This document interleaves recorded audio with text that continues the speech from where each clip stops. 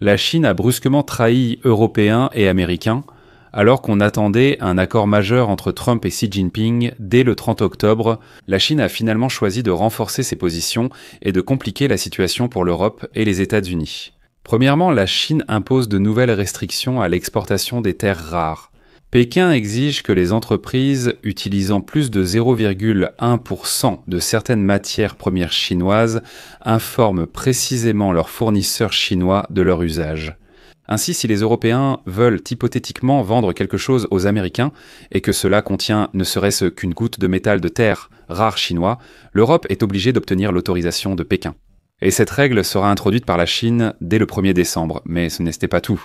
Aujourd'hui, la Chine signe un accord élargi de libre-échange avec l'Association des nations de l'Asie du Sud-Est comme alternative au protectionnisme des États-Unis. En fait, la Chine a rassemblé sous son aile tous ces pays qui se sont retrouvés sous la pression des États-Unis. La zone de libre-échange chinoise concerne désormais plus de 2 milliards d'habitants, baisse les tarifs douaniers et accroît les échanges de services et d'investissements. Bien que tout cela ne signifie pas que les États-Unis et la Chine aient renoncé à leur accord. Examinons cela en détail. Je suis Alexei Petchi, discutons-en ensemble. Mais avant de commencer cet épisode, je vous demande de vous abonner à cette chaîne YouTube, de mettre un like et d'écrire un commentaire détaillé sous cet épisode. Cela favorise la promotion de la vidéo sur YouTube. Abonnez-vous à ma chaîne Telegram Petchi News, le lien se trouve dans la description de cette vidéo. Là-bas, nous publions des actualités en temps réel dès qu'elles arrivent. Si vous souhaitez soutenir le travail de cette chaîne YouTube, vous pouvez le faire par un don, un parrainage ou un abonnement payant. Vous pouvez tout faire via les liens et coordonnées en description, où il est écrit « Soutenir la chaîne Alexei Petchi ». Choisissez le format qui vous convient le mieux. Je vous serai reconnaissant pour votre soutien. Ainsi, la Chine a décidé de rassembler autour d'elle tous les pays qui, d'une manière ou d'une autre, ont été touchés par les tarifs de Donald Trump. Aujourd'hui, la Chine a signé une version élargie de l'accord de libre-échange avec l'Association des nations de l'Asie du Sud-Est. Pour plus de facilité, je l'appellerai Association des nations de l'Asie du Sud-Est. Eh bien, à titre d'exemple, le ministre chinois Li Qiang a présenté l'élargissement des liens économiques avec son pays comme une alternative à la politique protectionniste du président américain Donald Trump. Et je vais maintenant citer Li Qiang. Une coopération plus étroite peut aider à surmonter l'incertitude économique mondiale. La confrontation, au lieu de la solidarité, n'apporte rien face à la coercition économique et à l'intimidation. L'union fait la force. Et voilà. La signature de l'accord commercial sous la présidence de Li Qiang et du Premier ministre malaisien Anwar Ibrahim, qui préside cette année l'Association des nations de l'Asie du Sud-Est, a eu lieu le dernier jour du sommet annuel de l'Association des nations de l'Asie du Sud-Est et des réunions connexes.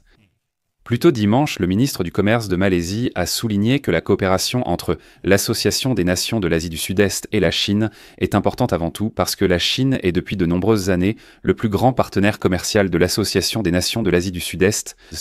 Il faut aussi considérer que l'Association des nations de l'Asie du Sud-Est est désormais aussi important. Mais que prévoit donc ce nouveau pacte commercial entre la Chine et l'Association des nations de l'Asie du Sud-Est ? La zone de libre-échange, appelée Association des nations de l'Asie du Sud-Est, Chine 3.0, devrait renforcer l'intégration dans la région, en couvrant de nouveaux domaines tels que le commerce numérique, l'économie verte, le développement durable et le soutien aux petites et moyennes entreprises, qui constituent la majorité des entreprises dans les pays de l'Association des nations de l'Asie du Sud-Est. L'accord vise à rendre les avantages commerciaux plus accessibles, à faciliter l'accès au marché pour les plus petits acteurs, à optimiser les procédures non tarifaires et à réduire les barrières réglementaires. Et ainsi, le pacte signé aujourd'hui mardi est la 3e révision de l'accord de longue date, qui a été signé pour la première fois en 2002 et est entré en vigueur en 2010. Et maintenant, ils ont décidé de le mettre à jour, c'est-à-dire que rien n'avait été actualisé depuis 2010, et là, soudainement, ils ont pris cette décision. La zone de libre-échange couvre un marché total de plus de 2 milliards d'habitants et réduit les tarifs sur les marchandises, stimulant ainsi les flux de services et d'investissements. Depuis l'entrée en vigueur de l'accord en 2010, le volume du commerce bilatéral entre la Chine et les pays de l'Association des nations de l'Asie du Sud-Est est passé de 235 milliards de dollars par an en 2010 à près de 1000 milliards de dollars américains l'année dernière. C'est-à-dire que, vous comprenez, Le commerce en a été multiplié par 4, voire un peu plus de 4 fois. Qui a signé ce nouvel accord? La Chine d'une part et les membres de l'Association des Nations de l'Asie du Sud-Est d'autre part. Cela concerne Brunei, Cambodge, Timor oriental, Indonésie, Laos, Malaisie, Myanmar, Philippines, Singapour, Thaïlande et Vietnam.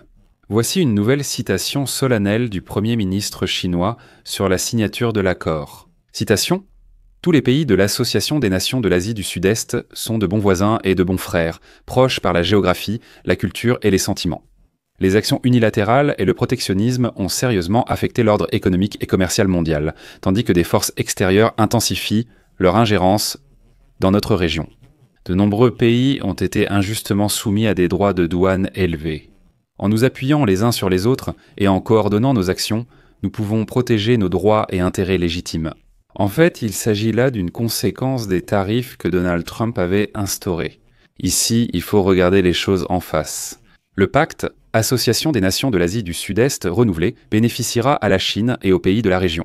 Cela reflète vraiment la réalité mondiale, où les pays qui ne font pas partie du club des alliés des États-Unis s'unissent pour renforcer leurs relations commerciales afin de ne pas se retrouver complètement à l'écart.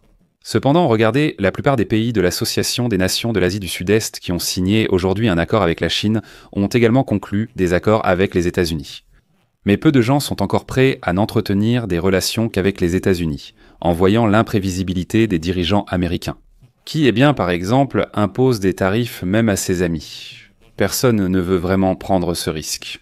Dimanche, l'accord commercial entre les États-Unis et la Chine s'est rapproché après que des responsables des deux plus grandes économies ont déclaré avoir trouvé un consensus préliminaire. Concernant le fait que le président Trump et le dirigeant chinois Xi Jinping semblent déterminés à finaliser cet accord. Lors de leur rencontre importante ce jeudi, Trump a l'intention de rencontrer Xi Jinping en Corée du Sud. Et d'ailleurs, la Corée du Sud sera déjà la dernière étape de son voyage en Asie. Mais la Chine ne s'arrête pas là.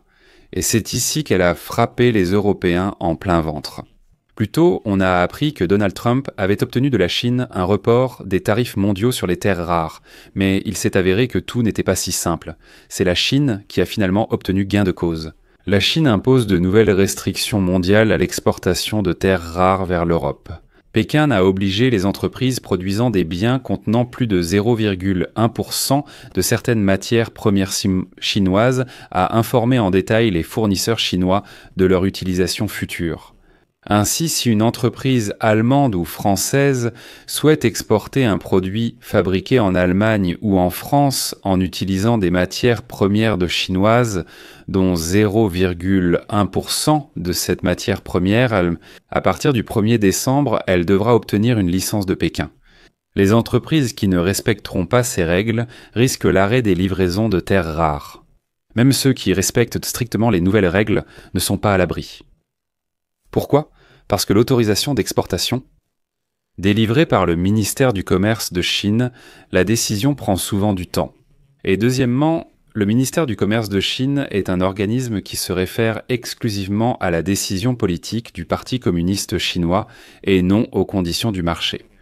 Pour comprendre, l'Europe reçoit de la Chine 98% de son gallium, 95% de son graphite et de son manganèse, 81% de son molybdène, 77% de son cobalt, la plupart du lithium, titane, vanadium et autres métaux rares essentiels à la haute technologie. Il est aussi important de rappeler que tous les métaux de terres rares sont essentiels au complexe militaro-industriel. L'Europe s'attend désormais à ce qu'à partir du 1er décembre, la Chine restreigne les livraisons aux entreprises militaires de l'Union européenne. Les nouvelles règles constituent en fait un blocus à l'exportation réalisable, avec des conséquences directes pour l'industrie de la défense. Je vais mettre des points ici. Donnez votre avis, vos conclusions dans les commentaires sous cette vidéo. Abonnez-vous à la chaîne, cliquez sur la cloche et n'oubliez pas de mettre un like. C'est tout pour aujourd'hui. Prenez soin de vous. Au revoir à tous. Rédacteur des sous-titres, correcteur.